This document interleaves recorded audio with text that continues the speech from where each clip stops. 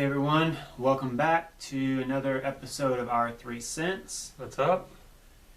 And no, we're not doing Batman this week. We're done with Batman. I think we have talked out Batman, especially after that last 77-minute 4-part series. We have pretty much waxed on Batman all we ever will. Yeah. Yeah. Another big thanks to Kitty and Mike for joining us on that one. It was nice to have somebody else in talking with us. And it was great fun. Yeah. Well, since today is St. Patrick's Day, well, by the time this gets uploaded, yesterday was St. Patrick's Day. Yeah.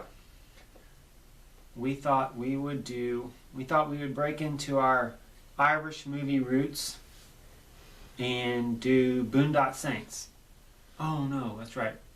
We were going to do Boondock Saints. We wanted to do Boondock Saints, but I have it loaned out at the moment.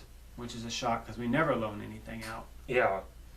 Only to our closest personal friends. Yeah. So instead, we decided to do the 1992 horror movie. I was going to say horror classic, but It hasn't been 25 years yet. We can't call it that quite yet. yeah. I don't know if you can see this, but Leprechaun. yes, Leprechaun. We thought that would be a fun little thing to do for today. Oh gosh. I am a leprechaun. I love this movie. I always have. You know, it's always been one of my favorites. So it was fun to watch it again. And I haven't seen it in a very, very, very long time. So this was like watching it again for the first time. It's been very, very long since I've seen this movie.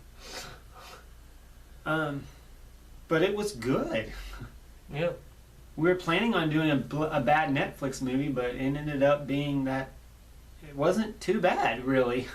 No, I always thought this was a good movie. I mean, it's very 90s, but it holds up for what it is. It holds up very well. For being a low-budget horror film. Yeah.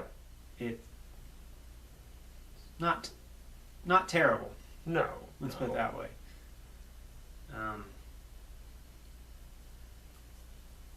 I don't know where to start on this one. I really don't. Let's start with the cast.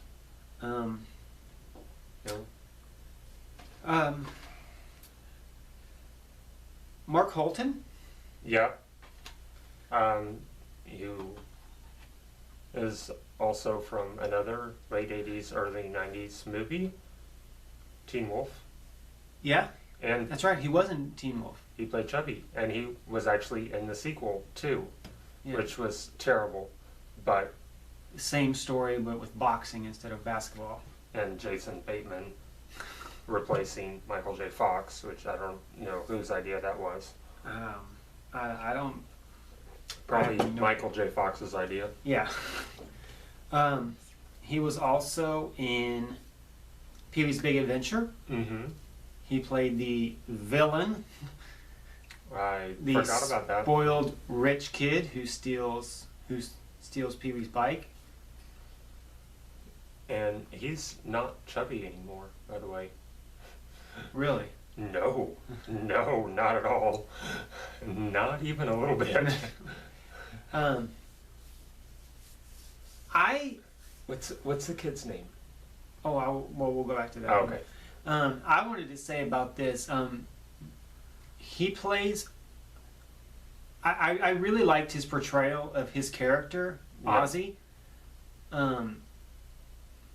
Kind of an idiot, and I say that he's like idiot savant. Yeah. Type idiot. He's a little slow. Yeah. But he's the smartest character in the movie. Mm-hmm. Believe it or not. Yeah. And he's just, I don't know. He Just, portrays it realistically. yes. He really does. As he plays, the character that, nobody believes him. He believes in all this stuff, and he's telling everybody exactly what they need to know, but nobody's believing him. Mm-hmm. And that's kind of the sad thing throughout it. It's like, okay, you guys have known what's been going on this entire movie. You just won't believe him. Yeah. It's a leprechaun. He told you so. I mean, he saw it. He was the first to see it out of the main cast. Yeah. And it's a good balance with his friend, who was like 10-year-old kid or something like that, 12-year-old kid. Yeah. You could see a good relationship between the two, because the young kid is 12, and this adult has the mind of a 12-year-old. Yeah, and the little kid is playing. He's very grown up for his age. Yes. And now that we're back and from looking up that person, yeah, it is Robert Gorman. Yes, who was also in Forever Young and Rookie of the Year and a couple other movies from our childhood. Yeah. Especially Forever Young. Yeah, Forever Young. Yeah. Which we went and saw on my birthday Mm-hmm. in the theater.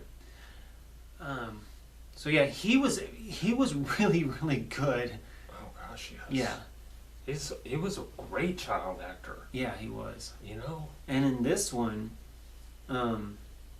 like we just said, he's very, very mature, mm-hmm. very smart, and taking care of this guy that's, his intellectual equal.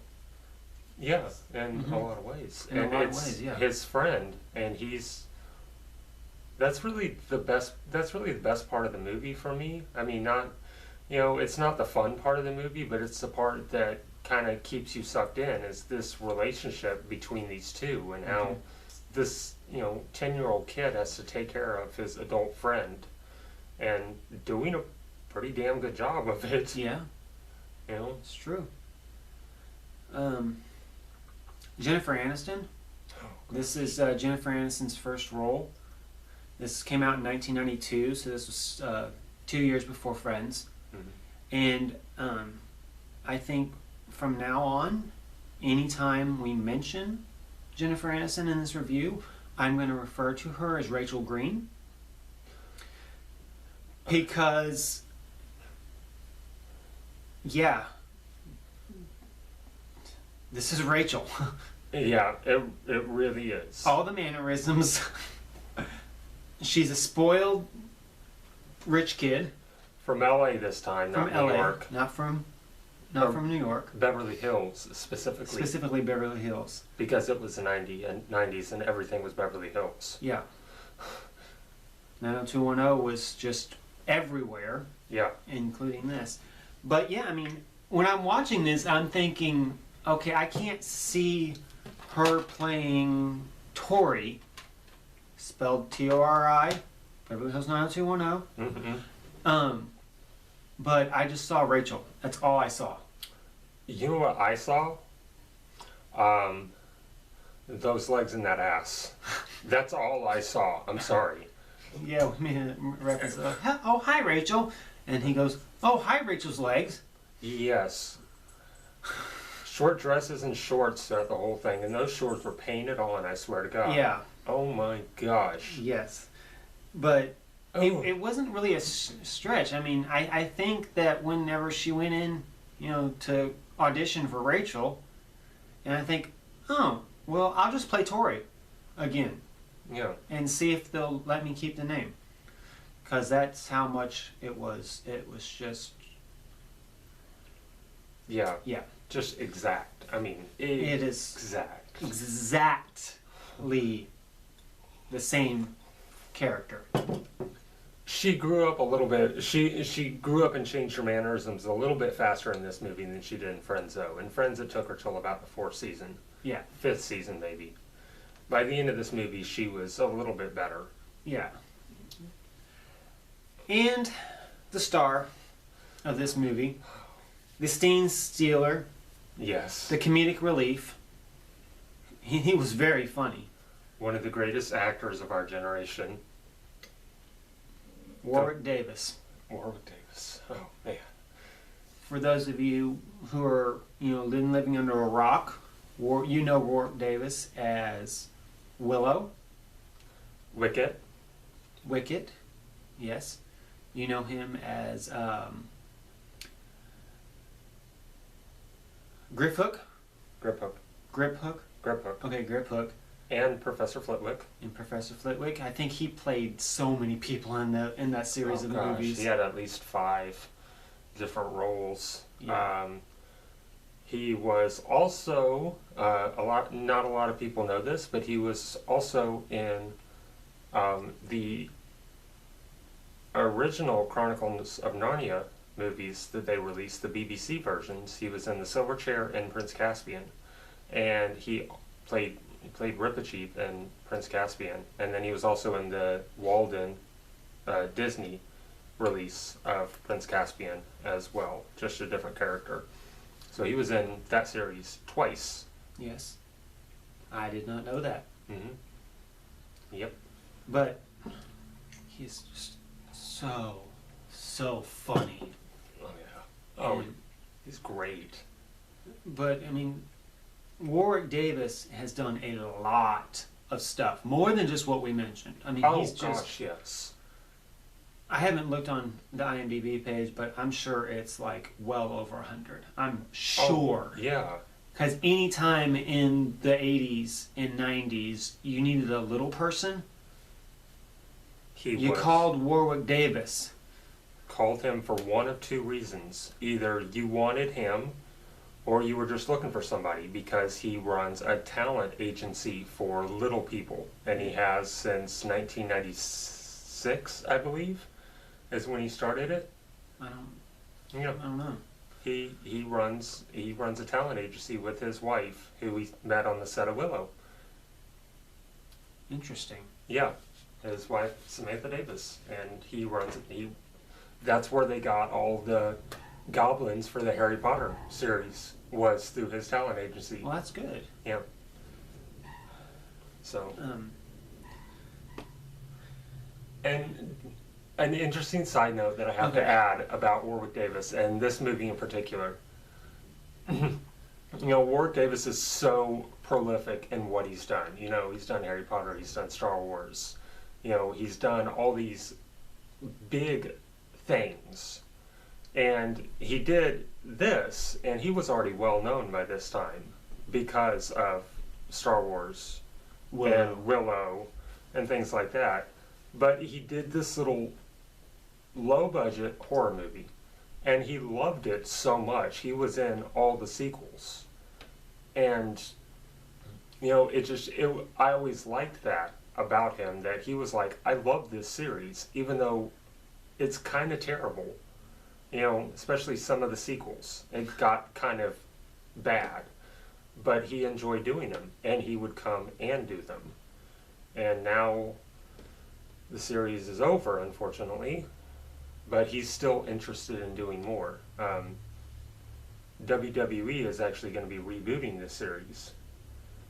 And they are not getting Warwick Davis to do it, but the guy who wrote and directed this has a new idea called Leprechaun, and he was trying to get Warwick Davis to come back, which, yes, it's a vampire leprechaun, which I so hope that gets made, and I hope Warwick Davis comes back for it, because I would go to the theater for that. Wow. To see a vampire leprechaun. But I just love that he's so passionate about this series in particular. Especially considering he's done so many serious roles. I mean, like we said, he is a terrific actor. Oh gosh, yes. And just the fact that, he will still do these cheesy, horrible horror films just out of the love of the character and the love of his passion for this project. Yeah. This is one of the biggest things that he's done. This is what he's most well known for. Oh, yeah. is the Leprechaun movies.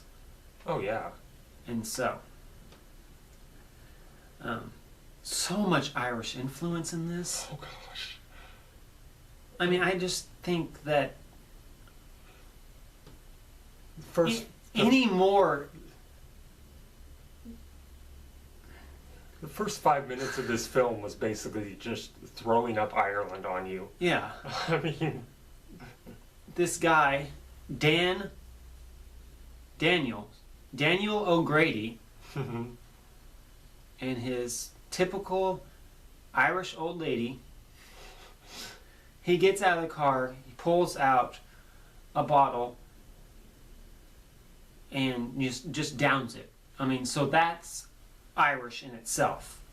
And it's Jameson. He downs a bottle of Jameson. And just... I don't know. Stumbles up to his wife and says, "We're rich now. I found a leprechaun in Ireland and I stole his gold." There you go. Plot of the movie. Plot of the movie. Basically. Yeah. The leprechaun wants his gold back. Yep, because you don't ever take a leprechaun's gold. And you don't ever make fun of a leprechaun. Mm-hmm. If you want to survive this series of movies, don't take his gold and don't make fun of him. Simple as that. I don't think he would have harmed Ozzy. If they could have just gotten the gold out of his stomach. Yeah. Because as soon as they gave him the gold at the end, he stopped until he counted it and realized there was a coin missing. Yes. You know? I mean, why didn't they just tell him, just give us a day and he'll crap it out? Yeah. And you can have it back. Yeah. You know, you just hang out here in the woods, we'll be in the house. No just harm, give us no a minute. foul. You know? It takes a while to get through the digestive tract. Exactly. He's not 2 feet tall. Exactly.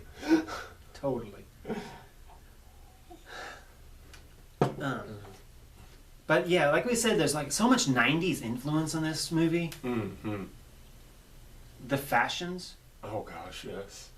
LA Gears played a prolific role in this. Mm-hmm. When they just go, well, I don't know if you can see my shoe, and they film it for like 10 seconds. Yeah. LA Gear. And what was the kid wearing? The pumps? Reebok's pumps. Reebok's pumps. Uh-huh. Not quite as much of a on-the-money ad for that one, but you still knew exactly what they were. Mm-hmm. Because you can't miss that big orange basketball on the tongue of the shoe. And it somewhat makes sense that they were focusing on the shoes since, you know, he was a shoemaker. Yeah. The Leprechaun, by the way. By the way, yeah, the Leprechaun is a shoemaker. And that actually plays into the movie, which, wow, can't believe that. I couldn't believe that whole scene. I can't believe that why they just didn't think of that before. Right. Considering the Leprechaun tells Ozzy at the beginning of the movie, had his first appearance, that he's a shoemaker. Well, they didn't believe him up until the end that it was a leprechaun, though, remember? I know. And then they're finally like, oh, maybe we should pay attention to everything that Ozzy said in the past. Good job, Rachel. Good job. Good job. Good job, Rachel. You were mentioning something about Lucky Charms when we were watching the movie, because they were going through, and I was like, that's Rice Krispies and Raisin Bran and not Lucky Charms. Okay, there was a story about the Lucky Charms thing. Originally, this movie The cereal, by the way, in case you didn't pick up on the Rice Krispies and the Raisin Bran, where we're going with this.